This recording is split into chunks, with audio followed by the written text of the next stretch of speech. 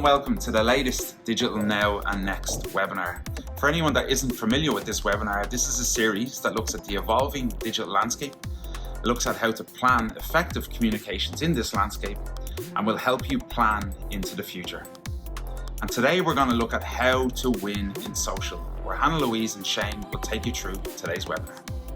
Great. So over the next half hour, we're going to bring you through a tour of the current social media landscape. We're going to show you why we firmly believe we're in a new era of social evolution, and we're going to look at the three main pillars that are driving this change. So where are we right now? Well, we are now in the entertainment first era. We're now in a multi-platform ecosystem, and we are also now in the age of influence. So really to kick us off, it's safe to say that in recent years, social media is in a constant state of flux. The uniqueness of social platforms is kind of dying out a bit. All social platforms are kind of starting to look like one another. This has led to blurry lines in the social media landscape. And we can see this coming through in more linear platforms also, linear media platforms also. We are in a new era of social, and so much so that The Insider, a US publication, also published an article this year saying social media is in fact dead.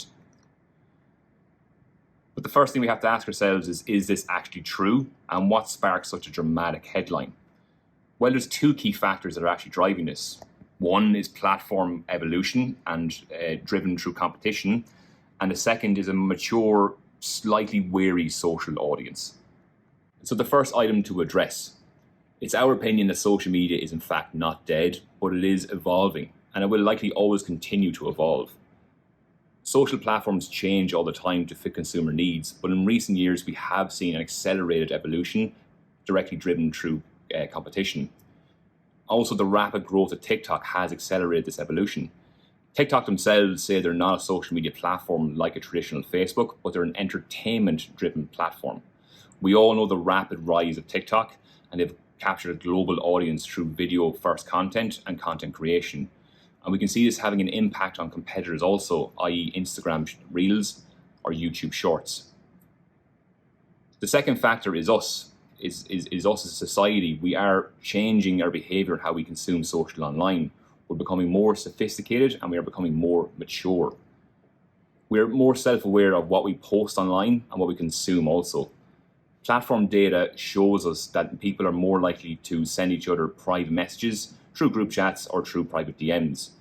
The head of Instagram, Adam Mosseri, actually directly acknowledges this also. He says there are far more videos shared through DMs and there are far more stories posted online rather than feeds.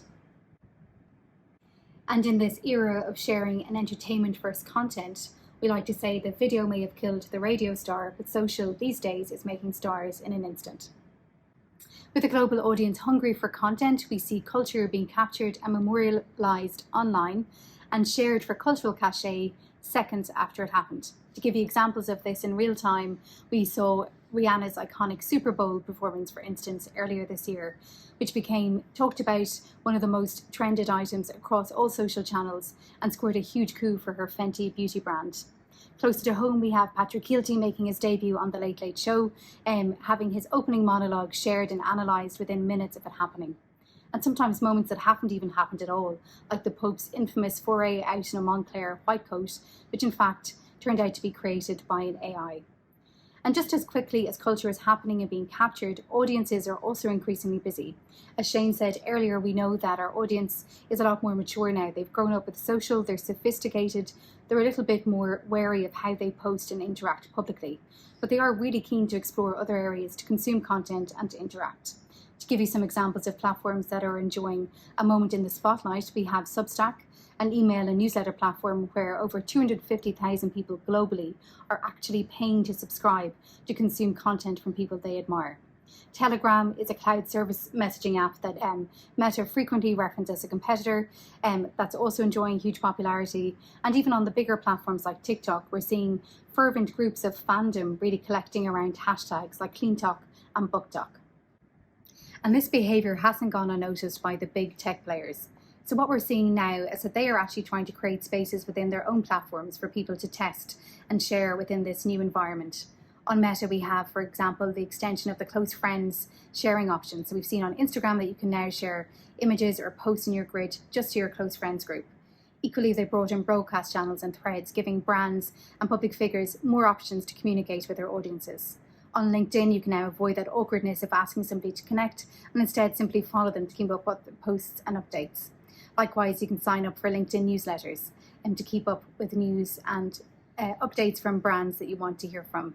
On TikTok as well, like many of the big tech players, they're also testing paid for a subscription model and expanding their DM function. And ultimately, what all of this behavior together means is that we're actually in this new era. Not only is it focused on entertainment, but it's also necessitating a new way of thinking about social.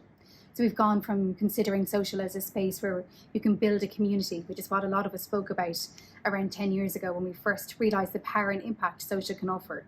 A space where you could build your own channels and build your own community to have those two-way conversations. And that time, we would have measured success based on metrics like follower count or comments.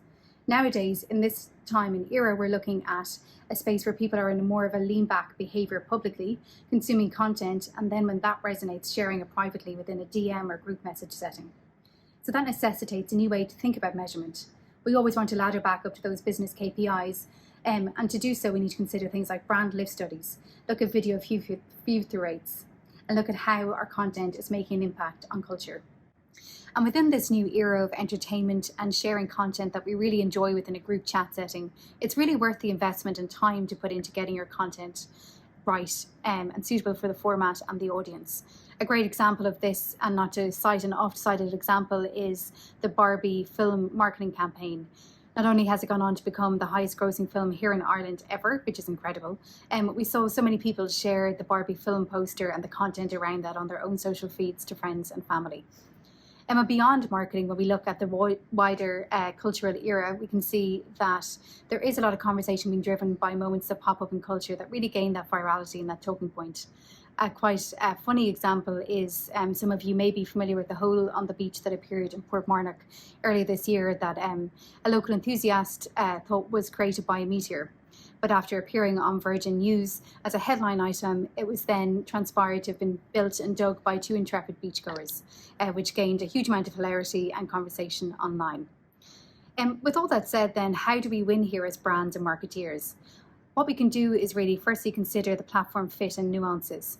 So as Shane has said, a lot of the platforms are blurring with everything beginning to look and feel quite similar, especially with the focus on vertical video. But there are nuances and tone and look and feel differences between each of those platforms. And when we create content and set out our strategies, we need to really think about those and take those into account. Secondly, we really need to consider the role of vertical video. So there's no getting away from how important it is across the new social landscape and indeed beyond social across digital. And finally, we really need to think about how we can learn from some of those tools that we're really gaining from that blurring of social and search. So to give you an example, things like using hashtag to really prompt your content to focus and feature on the discovery feed on Instagram, using the keyword targeting on TikTok and popping up in location-specific content. That can all help our content really gain discovery and be surfacing on people's For You pages. Great. So we've looked at audience behavior and we've looked at the content landscape. We're now going to talk about reach and capturing attention across multiple platforms. So to set this up, we first need to understand the challenge. And really there's two key challenges across the industry. The first is, with such an abundance of media channels, we are in high media fragmentation as we all consume content across multiple different platforms, not even just on social media. The second challenge is always around attention, and in particular digital attention. Historically, digital has always struggled to capture an audience attention, so how do we combat that? Well, over the next few slides, we're going to look at key actionable insights to combat both challenges. The first area we're going to focus on is digital attention, and in particular digital video attention. There's been a massive amount of research and work done in this area by companies such as Amplified Intelligence. We know that social is a low attention environment. So how do we capture attention better on the different platforms? Well, across core and across our buying practices, we've always recommended premium high impact formats to capture attention. Best practice is to have native creative and have these high impact formats amplify that content out to the audience. So we've actually pulled together a list of premium high-impact formats across the social landscape. These formats include the likes of instant experiences on Meta, a TikTok top view, and a Snapchat augmented reality lens. So the great thing about these high-impact formats is there is a format for every stage of the funnel. Whether you want to capture high attention, whether you want to increase engagement, or whether you want to increase sales, there is a format at every stage. So let's now drill deeper into the numbers.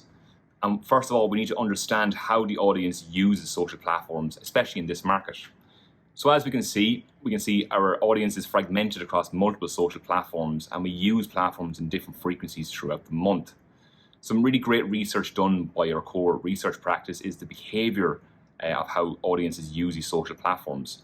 What we can see here is a very diverse behavior depending on the platform that you're using and the platform that you're on. The key take home here is that we need to be very mindful of the platform roles and how we plan and buy on all of these platforms. So the first question we need to ask ourselves is, how do we effectively plan across social platforms? Well, historically in the past, we would have went to each walled garden platform and took our audience size, our costs, and our reach curves in these platforms. But here in Core Performance, we've also evolved with the market's needs, and we've developed a tool called Social Hero. And this tool plugs in every social platform, and it gives us our total audience, our reach curves, and also our reach audience crossover. This will help us identify key questions like how much money should we invest, what platforms should we invest on, and also the reach crossover between different platforms. So let's take an actual example of this in real time. Let's say we want to reach an audience of 18 to 35-year-olds, and we want to reach 50% of this audience. Well, let's just put this into Meta currently, and what we can see here is that it will cost us $10K to reach this audience. Now let's put the same numbers and reach into Social Hero, and what we can see here is it completely opens and diversifies the number of social platforms we're using. A key thing to remember here is it's actually bringing down the overall costs in our investment, so it's a really key tool to diversify your platforms. The key note here is that we need to open ourselves up to more diversity within our social media mix. So to summarize the challenges and solution, the first challenge is digital struggles to maintain attention, and the solution here we feel is native content amplified by premium high-impact formats. And the second challenge is high media fragmentation. The solution here is to diversify our social buying platforms to be present with our audience. And if attention is our aim, what better way to get that than to partner with the right content creator? Because after all, we are in the age of influence. And that's really exciting because we're now seeing that the world of mainstream celebrity, people who've gained a following from the world of television, the world of music, and the world of social influence, so people who've built and created their own audience, becoming increasingly blurred. We can see examples of this all across the landscape, but to give you two specifically, globally, we have the success of Tube Girl, aka Sabrina Bassoon, who went from creating viral videos in the back of the tube on her commute home to becoming a global star, now fronting campaigns for MAC and walking in Paris Fashion Week. Quite the commute. And then we see the likes of James Kavanagh, somebody who's built a very strong social presence, a social audience, who's now fronting a TV show, Go Erin Troll. So somebody who's bringing his audience and his influence to that show as well. And here in Ireland, we see that across the entire landscape. So we've gone from becoming a landscape that was predominantly lifestyle focused, with a lot of people mastering the art of very beautifully shot, evocative images on Instagram, to having a much more diverse range of interests that really reflect the interests of our audience. So nowadays, if you want to get parenting advice or experience the day-to-day reality of what having a young child is, you could look to Keelan Moncrief across TikTok or Rachel McGarry across Instagram. If you want to be inspired to go out and explore parts of Ireland, to find somewhere great to eat, you can look at the content shot by Aidan Fitzmaurice on TikTok or Instagram, or Marius Monaghan, who does beautifully shot tours of Ireland. So there's really a pool of talent and a pool of content creators there to really match the different appetite and consumption habits of our audience. And that's really good news for us as brands and marketeers, because we know research has shown us when we find the right content creator, it can really deliver dividends for our brand. Research in the US by Dash Hudson found that, in fact, when we create content with a content creator, it can drive up to 16 times more engagement than if we create content just as our own as a brand. Likewise, and it's not a surprise here, but TikTok really have leaned into the lo-fi social first space. So their own research shows that people find creator content to be 67% more relatable than other types of content. And here in Ireland, we see that sort of behaviour carry through. So here in Core, we've done our own research with Core Research into relationships and influence. And we found that when it comes to finding recommendations for products or services, that particularly amongst the younger cohort, so that audience who are under 29, they really look to social influencers for those type of information, with over 50% of them saying that that's a channel that they look to first. That does decrease as we go down the age brackets, but it does show the power and impact that social influence can really deliver. So how can you build a successful relationship here as a brand and really develop a collaboration and a partnership that is going to deliver, not just now in the short term, but into the long term as well? And it's like all good relationships, you really need to have a solid foundation. So firstly, you need to find a content creator or talent that has a genuine interest in your product or brand. From there, you need to make sure that the content created is really suitable for a platform. And that in itself can be quite easy because quite often these people are experts in the platform that they choose to build an audience within. And you have to have those discussions up front, agree your measurement, agree your brief, agree the outlook with all parties so that you're very clear on what you're setting out to achieve from the outset. So when we look to the future, we know what's on the horizon. We do suspect there to be further media fragmentation and all the social platforms will continue to become more blurred. This year alone, Meta has launched Threads, and we can see that YouTube is mimicking TikTok's video with YouTube Shorts. On the other hand, they're also competing with RTE and Virgin Media with the rise of connected TV, and search and social will also become more symbiotic in the future as AI becomes more relevant on these platforms. So what does that mean for us, and what does that mean for brands? Well, as stated earlier, we know that attention is now a key metric, and this needs to be prioritized with all marketing campaigns. Similarly, connection is really important. So social, as it continues to evolve, will still be a really important place to go connect with your audience at key times and at key moments. Not only that, but measurement is really of paramount importance, particularly as we enter into 2024 with the death of the cookie incoming. So really having a robust measurement framework is really incumbent upon all of us as advertisers and marketeers. And that will become even more important as we move into a much more fragmented media landscape in the times to come. So that's all from us today. Thank you so much for joining us. We've really enjoyed this session. So thank you. Thank you. Thanks to the guys for today's webinar, and thanks to you for tuning in. We look forward to talking to you about future opportunities within the social space.